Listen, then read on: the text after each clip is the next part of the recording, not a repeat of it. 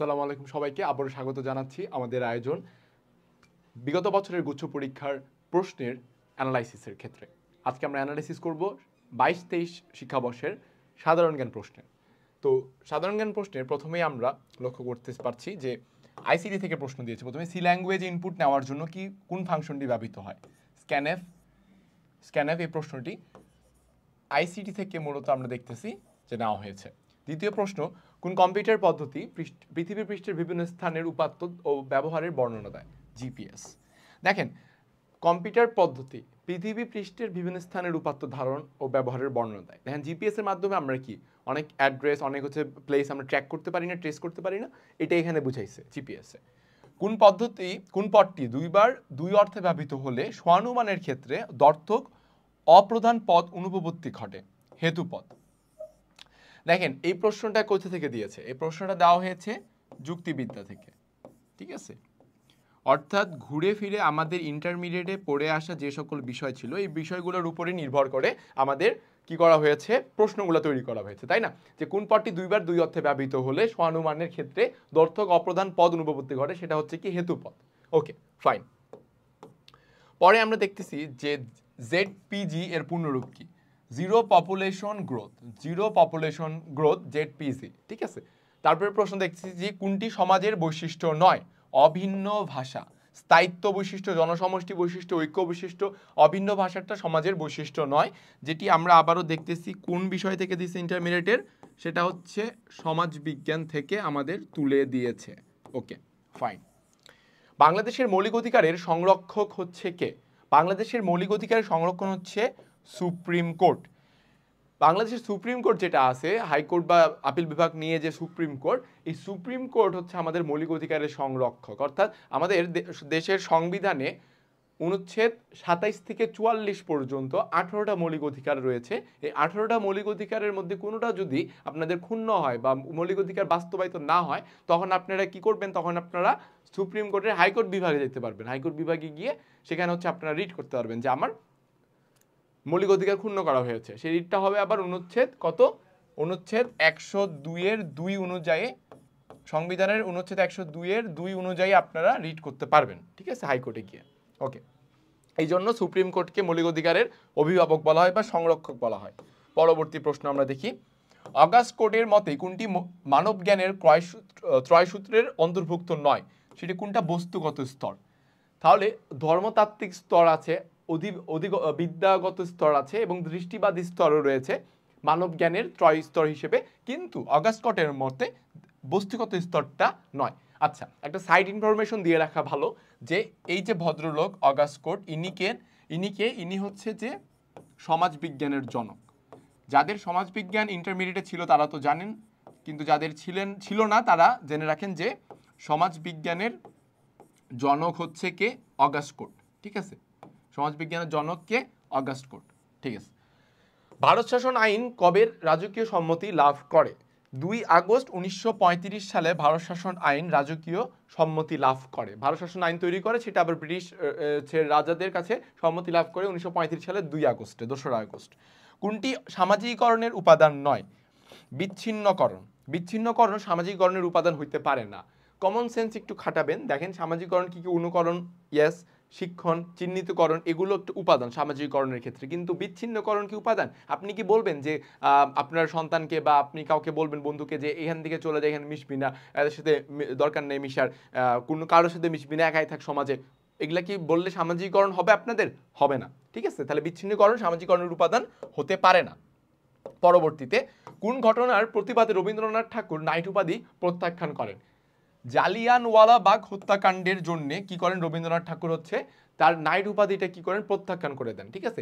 Night উপাধি কি ব্রিটিশদের তরফ থেকে দেওয়া হয়। যারা নাইট উপাধি পায় তাদেরকে নামের আগে আমরা স্যার এই শব্দটা যুক্ত করি, ঠিক আছে? যেমন স্যার রবীন্দ্রনাথ ঠাকুর, ওনাকে বলা হতো নাইট উপাধি পাওয়ার পরে, কিন্তু এই ঘটনার পরে অ্যাওয়ার্ডটাকে, উনি উপাধিটাকে বর্জন করেছেন। ওকে, জেন্ডারের ভিত্তিতে সৃষ্ট সামাজিক বৈষম্য নয় কোনটা? চলাফেরার বৈষম্য।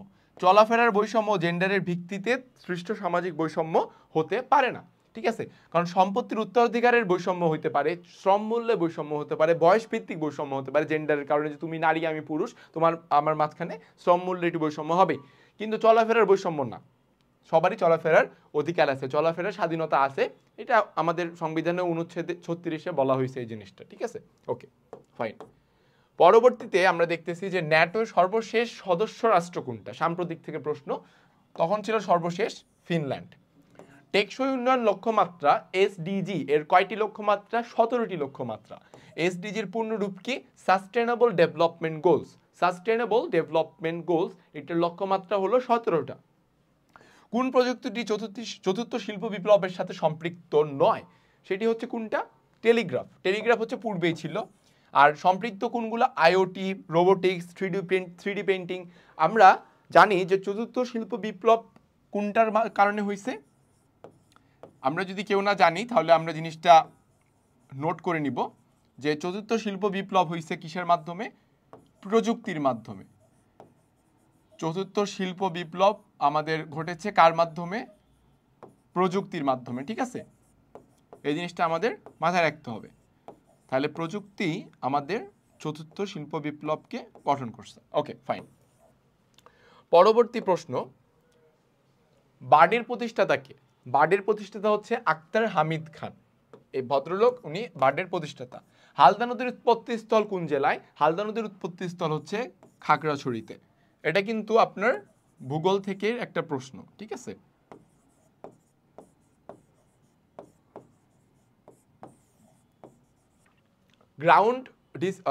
গ্রুপ ডিসকাশন সাপোর্ট সিস্টেম পরিচালনার মাধ্যম কি? Video conference. Group discussion support system পরিচালনার মাধ্যম হচ্ছে ভিডিও কনফারেন্স। ভিডিও কনফারেন্সের মাধ্যমে আমরা গ্রুপ ডিসকাশন করতে সক্ষম হই। Okay fine. পরবর্তী দেখতেছি কোনগুলো সর্বজনীন লজিক গেট। দেখেন আইসিটি কিন্তু আবারও চলে আসছে। ইন্টারমিডিয়েটে আমরা এই গেটগুলা খুব পড়ছিলাম, তাই না? এখান থেকে কি আসছে যে ন্যান্ড গেট, নর গেট, এগুলো হচ্ছে কি সর্বজনীন লজিক গেট, অর্থাৎ সব ক্ষেত্রে এটার প্রয়োগ রয়েছে বা সব ক্ষেত্রে এটা প্রবেশ করতে পারবে, ন্যান্ড গেট এবং নট গেট। রাজনৈতিক সংস্কৃতির সংজ্ঞাত্ব প্রদানকারী হচ্ছে কে? সিডনি ভার্বা। সিডনি ভার্বা ইনি কি করেছিলেন? রাজনৈতিক সংস্কৃতি মানে কি এই সংজ্ঞাটা উনি দিয়েছিলেন, ঠিক আছে?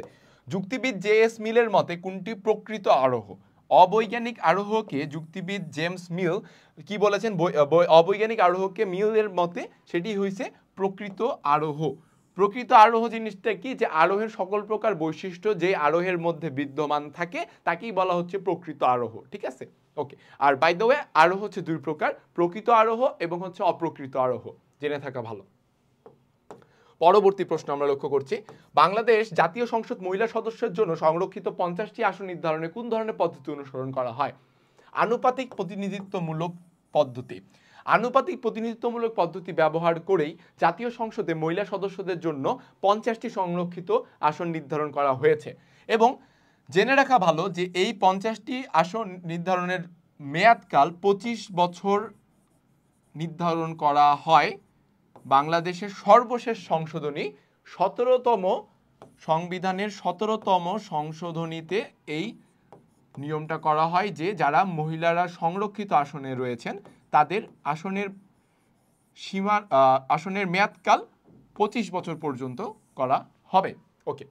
মানব উন্নয়ন সূচকের মৌলিক নির্দেশক কি? মানব উন্নয়ন সূচকের মৌলিক নির্দেশক হচ্ছে মাথা পিছু জাতীয় আয়। অর্থাৎ একটি দেশের মাথাপিছু জাতীয় আয় পার ক্যাপিটা ইনকাম যত বেশি হবে সেই দেশ তত উন্নত হবে, সেই দেশের উন্নয়নের মাত্রা তত বাড়বে। এই কারণেই বলা হয় যে মানব উন্নয়ন সূচকের মৌলিক নির্দেশক হচ্ছে মাথাপিছু জাতীয় আয়। বাংলাদেশে সংবিধানে কততম সংশোধনীতে বঙ্গবন্ধু শেখ মুজিবুর রহমানের 7ই মার্চের ভাষণকে সাংবিধানিক স্বীকৃতি দেওয়া হয়? 15তম সংশোধনীতে। 15তম সংশোধনীতে বঙ্গবন্ধু শেখ মুজিবুর রহমানের 7ই মার্চের যে ভাষণটা ছিল এইটাকে সাংবিধানিক স্বীকৃতি দেওয়া হয় এবং তফসিলে অন্তর্ভুক্ত করা হয়। জেনে রাখা ভালো যে বাংলাদেশের সংবিধানের তফসিল হলো কয়টা? তফসিল 60টি তফসিল রয়েছে এবং 60টি তফসিলের মধ্যে একটি তফসিলে বঙ্গবন্ধু 7ই মার্চের ঐতিহাসিক ভাষণটিকে সাংবিধানিক স্বীকৃতি দেওয়া হয় এবং এটি করা হয় 15তম সংশোধনীতে। 15তম সংশোধনী কত সালে হয়? 15তম সংশোধনী হয় 2011 সালে, ঠিক আছে? মাথায় রাখতে হবে। এবং মোস্ট ইম্পর্টেন্টলি যে বাংলাদেশের সংবিধান এখন পর্যন্ত কতবার সংশোধন করা হয়েছে? 17 বার। ওকে।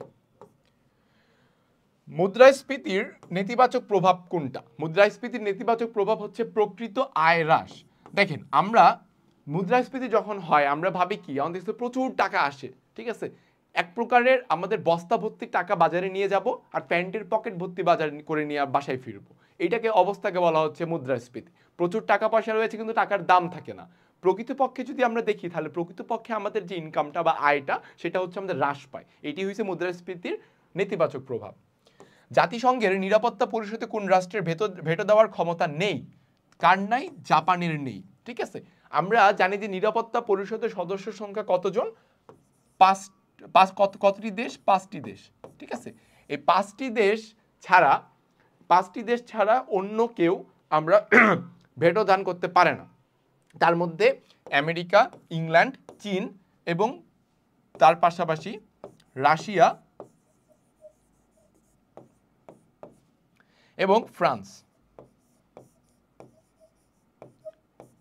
এই 5টি দেশ হলো আমাদের জাতিসংঘ নিরাপত্তা পরিষদের সদস্য এবং এদেরই একমাত্র ভেটো দানের অধিকার আছে।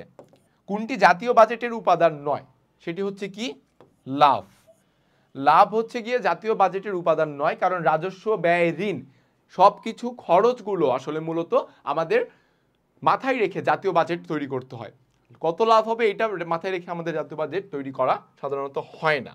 ওকে, পরবর্তীতে রাখাইন ক্ষুদ্র নৃগোষ্ঠী কোন নরগোষ্ঠীর বৈশিষ্ট্য ধারণ করে? তারা হচ্ছে মঙ্গোলয়েড নরগোষ্ঠীর বৈশিষ্ট্য ধারণ করে। কারা? রাখাইন ক্ষুদ্র নৃগোষ্ঠীরা। এটাও সম্পূর্ণ সমাজ বিজ্ঞান থেকে বা সমাজ কল্যাণ থেকে এই প্রশ্নটা তুলে দেওয়া হয়েছে। ওকে, ফাইন। একটি দেশের উৎপাদন সম্ভাবনা রেখাতে পরিবর্তন ঘটে না কখন? যখন অবসরের বয়সসীমা বৃদ্ধি করা হয়। অবসরের বয়সসীমা যখন বৃদ্ধি করা হয় তখন সেই দেশের উৎপাদন সম্ভাবনা রেখাতে কোনো রকমের পরিবর্তন ঘটে না। কারণ কি?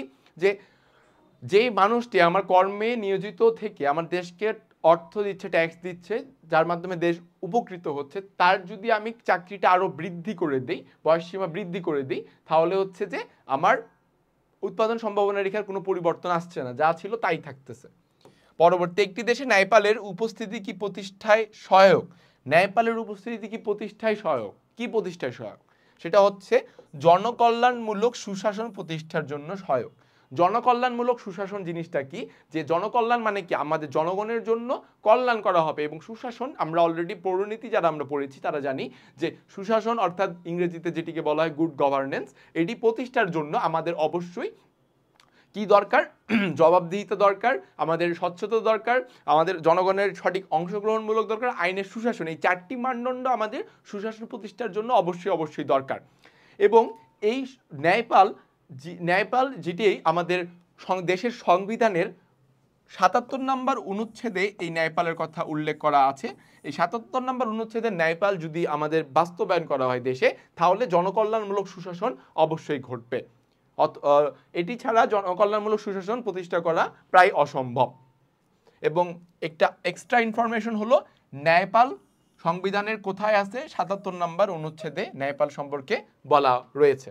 ওকে, পরবর্তীতে কোন ব্যয়রেখা অনুভূমিক অক্ষের সমান্তরাল?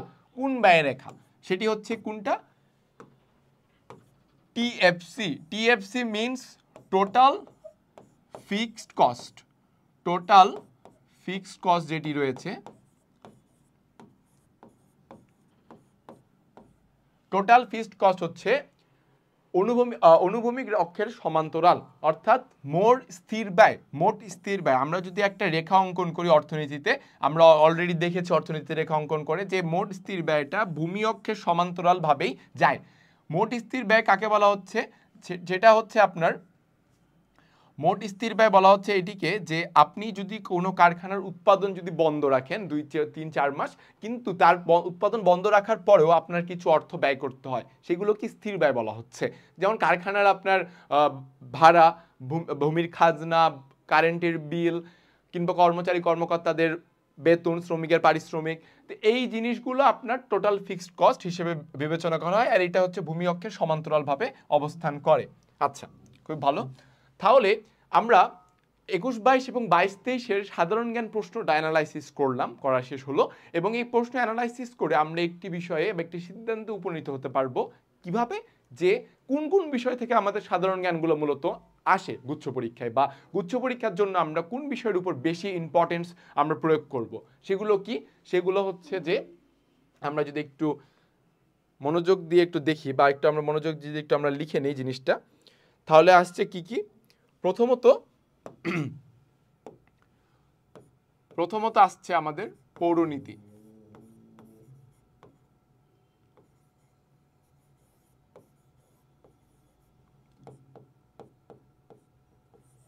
দ্বিতীয়ত আসছে অর্থনীতি। তারপরে আসছে আমাদের আইসিটি। তারপরে আসে সমাজবিজ্ঞান।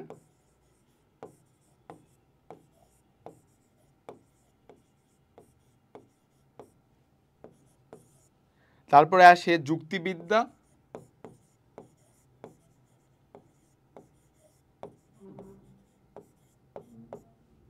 তারপরে আসে ইতিহাস।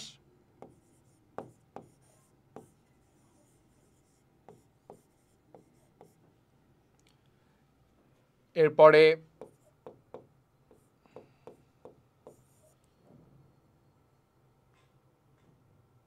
ভূগোল।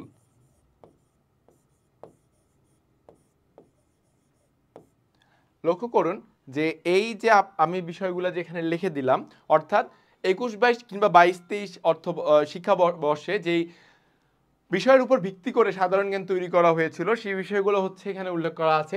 পৌরনীতি, সেই বিষয়গুলো উল্লেখ করা আছে এখানে, যে পৌরনীতি, অর্থনীতি, আইসিটি, সমাজবিজ্ঞান, যুক্তিবিদ্যা, ইতিহাস, ভূগোল। এখন আপনারাই বলেন আমাকে যে এই বিষয়গুলা কোথায় রয়েছে।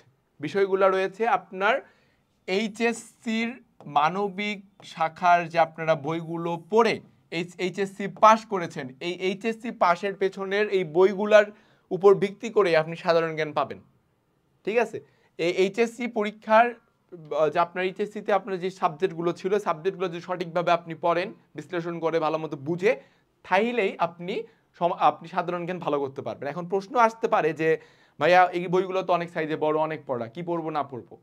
এই জন্যই গাইডলাইন দেওয়া, যে মৌলিক বিষয়গুলো বিগত বছরে যেসব প্রশ্নগুলো আসছে, এছাড়াও কিছুদিনের মধ্যে আপনার হাতে পেয়ে যাবেন, আপনাদের হাতে পাবেন যে কোন বিষয়গুলো সবচেয়ে ইম্পর্টেন্ট এই সকল বিষয়গুলোর মধ্য থেকে আসার মতো সাধারণ জ্ঞান গুচ্ছ পরীক্ষায়। অর্থাৎ আমরা একটি জিনিস দাবি রেখে বলতে পারি যে গুচ্ছ পরীক্ষার জন্য সাধারণ জ্ঞানের বিষয়ে বেসিক যে জিনিসগুলো রয়েছে, কিংবা এইচএসসির টেক্সট বুক যেগুলো আছে, আমি যদি বলি, মানে টেক্সট বুক বলতে এই যে অর্থনীতি, পৌরনীতি, এইগুলোকে বুঝাইছি, এই বইগুলা এবং বেসিক জিনিসটা সবচেয়ে বেশি মূল্যবান, সবচেয়ে বেশি গুরুত্বপূর্ণ। ঠিক আছে? এছাড়াও এর পাশাপাশি থাকে সাম্প্রতিক। সাম্প্রতিকের জন্য অবশ্যই ক্যাপসুল সাজেস্ট করব। ক্যাপসুলটা বেশ ভালো, সেখান থেকে পড়লে জুবাইরজিকের। তাহলে আমরা সাধারণ জ্ঞানের জন্য মূলত এই বেসিক জিনিসগুলো, মৌলিক বিষয়গুলো আমাদের পড়তে হবে সবার প্রথমে। দ্বিতীয়ত পড়তে হবে আমাদের টেক্সট বুকের যে পড়াগুলো, যে সাবজেক্টগুলোর কথা আমি লিখলাম এখানে, এইগুলোর মধ্যেই প্রশ্ন আসে। এগুলোর মধ্যে ইনশাআল্লাহ প্রশ্ন আপনারা পাবেন মে মাসে, যারা আপনারা পরীক্ষা দেবেন 23-24-এ। এবং এর পাশাপাশি সাম্প্রতিক থেকে কিছু আসে। এই তো সাধারণ জ্ঞানের বিষয় অ্যানালাইসিস আজ এই পর্যন্তই শেষ। আশা করি সকলে বুঝতে পারছেন যে কোন বিষয় কেমন করে আসছে পরীক্ষার প্রশ্ন হিসেবে, কোনটি বেশি ইম্পর্টেন্ট, এগুলা আপনার মাথায় রেখে আপনার পরীক্ষা দিতে হবে এবং সচেতন থাকতে হবে পরীক্ষার প্রশ্ন উত্তর দেওয়ার সময়। আজকের মতো এখানেই। আসসালামু আলাইকুম, সবাই ভালো থাকবেন।